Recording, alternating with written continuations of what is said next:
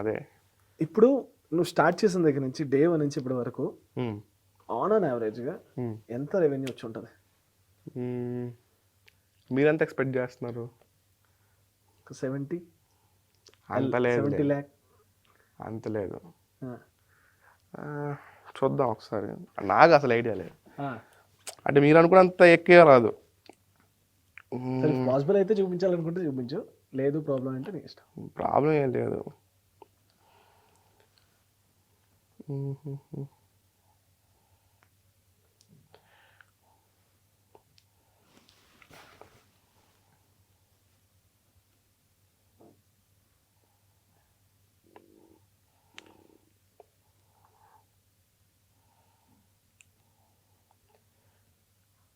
ఈ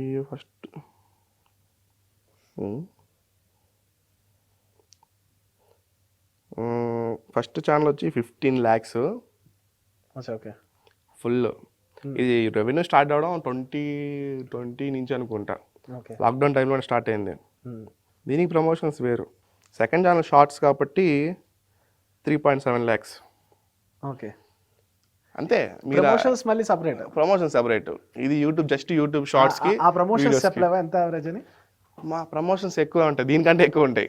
ఎందుకంటే ఒక్కొక్క రీల్కి 20K అలా తీసుకుంటా, కొన్ని 35K 40K ఇలా చేశాను. చాలా ఉన్నాయి. అందుకే మొత్తం కలిపి ఆన్ యావరేజ్గా చెప్పాను.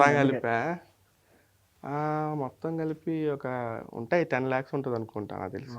అంతే. సో ఈ గవర్నమెంట్స్ కూడా పెడుతుంటారు కదా, సంపాదిస్తున్నావు దాని మీదే సంపాదిస్తున్నావు, దీని మీదే సంపాదిస్తున్నావు అనే వాళ్ళు కూడా ఉంటారు కదా. అవును. సో దానికి నీ ఆన్సర్ ఏంటి? నా ఆన్సరా, మామూలుగా జనాలు మామూలుగా వచ్చే వీడియోస్ చూసి ఎంత వస్తుందేమో, 1,00,000 వస్తుందేమో, ఒక వీడియోకి 1,00,000 వస్తుందేమో అనుకుంటారు, కానీ అంత లేదు, అంత సీన్ లేదు. ఎందుకంటే నేను చేసేది మూవీ కంటెంట్, ఎక్కడ ఎప్పుడు పోతుందో తెలియదు.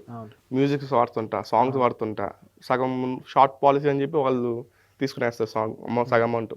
వచ్చేది మనకు 50% అమౌంట్. 50%లో యూట్యూబ్ తీసుకుని 30%, నాకు వచ్చేది 20%. సో ఆ రియాలిటీ తెలియదు ఎవరికి. ఆ రియాలిటీ ఓన్లీ యూట్యూబర్స్కే తెలుసు. యూట్యూబర్స్ క్రియేటర్స్కి వాళ్ళకి మాత్రమే తెలుస్తుంది ఇట్లాంటివన్నీ.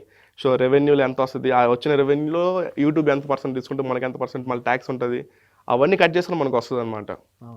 సో వాళ్ళు అనుకోవచ్చు ఎక్కువ వస్తుందని, కానీ అంత రాదు. మీరు అనుకున్నంత రాదు. ఇది 1 day కష్టం కాదు, చాలా డేస్ నుంచి ఒక కష్టం పడ్డావు కాబట్టి ఇది నువ్వు డిజర్వ్డ్. సో ఎవరైనా ఏమైనా అంటే ఇది ఎందుకు క్వశ్చన్ అడిగాను, నేను కూడా ఆన్సర్ చెప్పాలనుకుంటున్నాను. ఇది తను కష్టపడ్డాడు, ఇన్ని ఇయర్స్ నుంచి కష్టపడ్డాడు, తను డిజర్వ్డ్. ఇది ఇంకా సరిపోదు, ఇంకా ఇంకా ఎక్కువ రావాలని నేను కూడా కోరుకుంటున్నాను.